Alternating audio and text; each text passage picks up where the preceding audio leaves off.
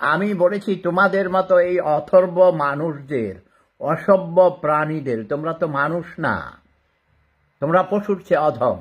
৫৪ বছর হয়েছে দেশ স্বাধীন হয়েছে, তোমরা যদি মানুষ হতে তোমাদেরকে এত ধোকা দিতে পারতো এই অসভ্য রাজনীতিবিদরা, অসৎ রাজনীতিবিদরা?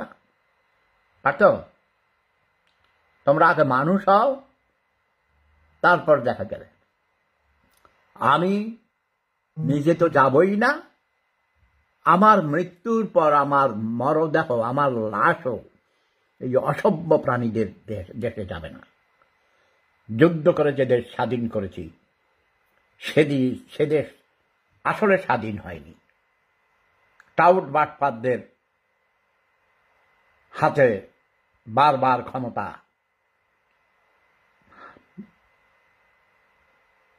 কি বলে, ক্ষমতা হাত বদল হয়েছে।